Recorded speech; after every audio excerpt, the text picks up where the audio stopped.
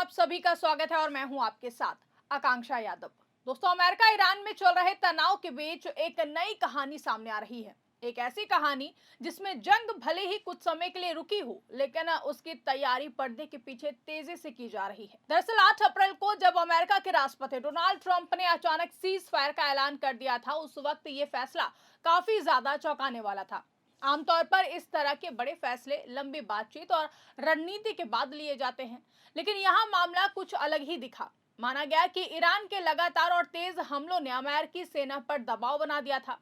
कई रिपोर्ट्स में यह भी कहा गया कि अमेरिकी ठिकानों को भारी नुकसान हुआ है, जिससे सेना को अपनी स्थिति संभालने के लिए समय चाहिए था। ऐसे में सीज फायर अमेरिका के लिए एक तरह का ब्रेक साबित हुआ, लेकिन कहानी यहीं पर खत्म नहीं होती है। असली खेल तो यहीं से शुरू होता है। दरअसल सीज फायर के दौरान जहां अमेरिका अपनी ताकत दोबारा जुटाने में लगा हुआ था, वहीं ईरान ने इस मौके का इस्तेमाल और भी ज्यादा चालाकी से किया। ईरान ने सिर्फ अपनी सैन्य ताकत को संभाला ही नहीं, बल्कि उसे और भी ज्यादा मजबूत करने की दिशा में तेजी से काम भी शुरू कर दिया। यही वजह है कि अब कहा जा रहा है कि ईरान ने इस सीज फायर को एक रणनीतिक हथियार की तरह इस्तेमाल किया है। अब आप सोच रहे होंगे कि कैसे, तो सबसे पहले समझते हैं ईरान ने क्या किया है। तो जंग के दौरान अमेरिका और उसके सहयोगियों द्वारा कई जगहों पर बमबारी की गई थी। इन हमलों में बड़ी संख्या में हथियार और गोला बारूद इस्तेमाल हुआ, लेकिन हर हथियार फटता नहीं है। कई बम जमीन में दब जाते हैं और या फिर अधूरे फटते हैं। आमतौर पर ये बेकार समझे जाते हैं, लेकिन ईरान ने इन्हें खजाना बना दिया है। सीजफायर के बाद ईरान ने बड़े पैमाने पर ऐसे ही बमों और हथियारों को ढूंढने का अभियान शुरू किया। मलबे के नीचे दबे missile parts, cluster bomb, rocket, इन सबको सावधानी से निकाला गया। यही नहीं, इन हथियारों को सिर्फ हटाया नहीं गया, बल्कि उन्हें लैब में भेजा गया ताकि उनकी जांच की जा सके। इस प्रक्रिया को आसान भाषा में समझे तो इसे रिवर्स इंजीनियरिंग कहा जाता है। यानी दुश्मन के हथियार को खोलकर यह समझना कि वो बना कैसे है, उसमें कौन सी तकनीक इस्तेमाल हुई है और उसे और बेहतर कैसे बनाया जा सकता है। आपको बता दें कि ईरान इस समय इस सभी कामों में ये नया नहीं है। वो पहले भी ड्रोन और मिसाइल तकनीक में इसी तरीके का इस्तेमाल करता रहा है। अब उसने अमेरिका और इजराइल के हथियारों पर भी यही रणनीति लागू कर दी है। इसका सीधा मतलब है कि जो हथियार ईरान पर हमला करने के लिए इस्तेमाल किए गए थे, अब वही हथियार ईरान के लिए सीखने का जरिया बन गए हैं। यहीं से कहानी में बड़ा मोड़ सामने आता है, जहां अमेरिका को शायद उम्मीद थी कि सीजफायर के दौरान ईरान दबाव में आएगा और समझौते की तरफ बढ़ेगा, लेकिन हुआ इसके उल्टा ही। ईरान ने अपनी सैन्य ताकत को और भी ज्यादा बढ़ा लिया। उसने अपनी मिसाइल और ड्रोन क्षमताओं को अपग्रेड किया और नए हथियार बनाने का काम भी तेज कर दिया है। इसके साथ ही ईरान ने अमेरिका और इजराइल के खिलाफ युद्ध में नया हथियार इस्तेमाल करने की धमकी दी है और दावा किया है कि इससे दुश्मन को दिल का दौरा पड़ सकता है। ये चेतावनी ऐसे समय में सामने आई है जब अमेरिकी राष्ट्रपति डोनाल्ड ट्रंप ने ईरान के उस प्रस्ताव को खारिज कर दिया है जिसमें स्ट्रेट ऑफ होर्मुज खोलने के बदले अमेरिकी नाकेबंदी हटाने की बात कही गई थी। ईरान की नौसेना के कमांडर रियर एडमिरल शहराम ईरानी ने सरकारी मीडिया से बात में कहा कि इस्लामिक गणराज्य बहुत जल्द दुश्मन ताकतों का सामना ऐसे हथियार से करेगा जिससे वो बेहद ही डरते हैं। उन्होंने कहा कि यह हथियार उनके बेहद ही करीब है। उम्मीद है उन्हें दिल का दौरा नहीं पड़ेगा।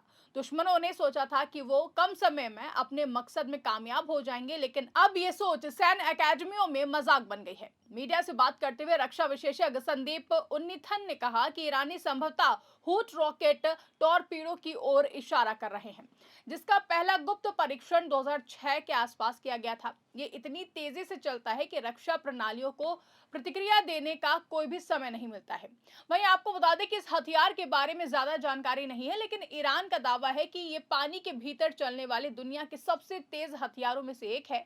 ईरान का कहना है कि ये पानी के भीतर 360 किलोमीटर प्रति घंटे की रफ्तार से हमला कर सकता है, जबकि पारंपरिक टॉरपीडो की गति 60 से 100 किलोमीटर प्रति घंटे होती है। हालांकि इन दावों पर कोई भी आधिकारिक जानकारी अभी तक निकलकर सामने नहीं आई है। हालांकि ईरान ने अपनी पुरानी रणनीति अंडरग्राउंड सिटीज को और भी ज्यादा मजबूत किया है। आज सत्ता की आंखों में आंखें डालकर पत्रकारिता करना मुश्किल हो गया है।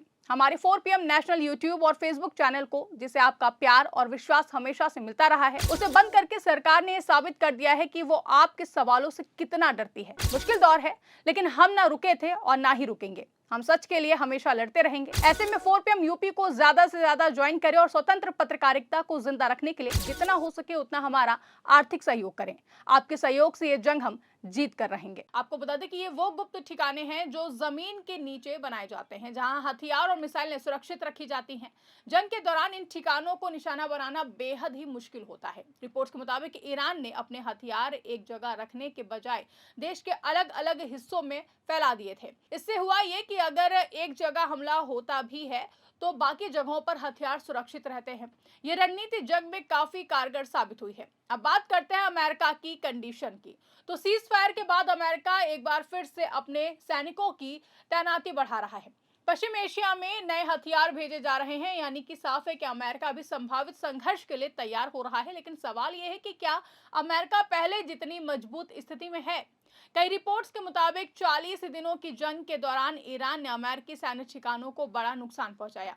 कुवैत, बहरीन, सऊदी अरब, जॉर्डन और कतर जैसे देशों में मौजूद अमेरिकी बेस निशाने पर थे। इन हमलों में runway, radar system, communication network और यहां तक कि हाईटेक विमान भी प्रभावित हुए।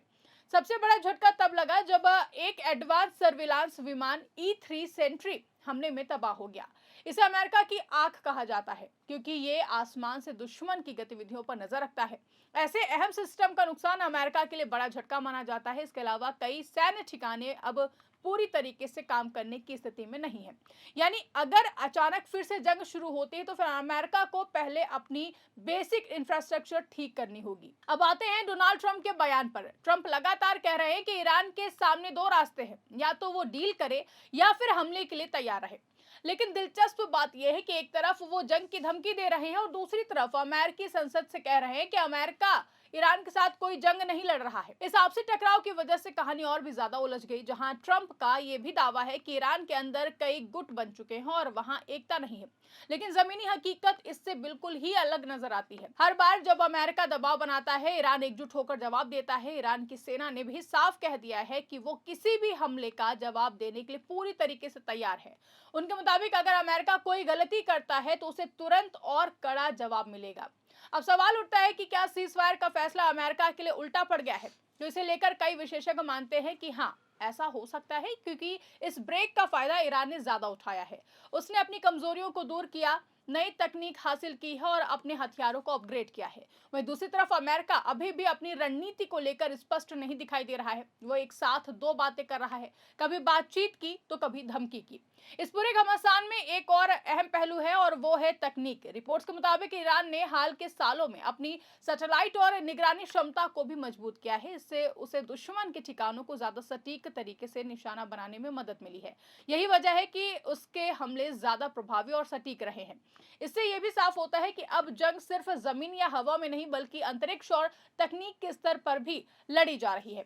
कुल मिलाकर ये पूरा मामला सिर्फ एक सीज फायर या फिर एक हादसे की कहानी नहीं है। ये एक बड़ी रणनीतिक लड़ाई है जिसमें हर कदम सोच समझ कर उठाया जा रहा है। ईरान ने जहां मलबे से हथियार निकालकर उन्हें अपनी ताकत बना लिया है, वहीं अमेरिका अब उस स्थिति में नजर आ रहा है जहां उसे अपने ही फैसलों पर दोबारा से सोचना पड़ रहा है।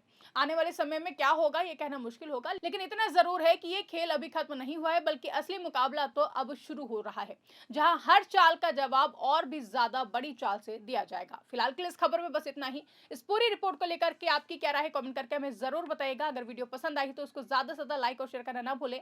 हमारे चैनल पर नए हैं तो चैनल को सब्सक्राइब जरूर करें और देखते रहिए 4PM न्यूज नेटवर्क।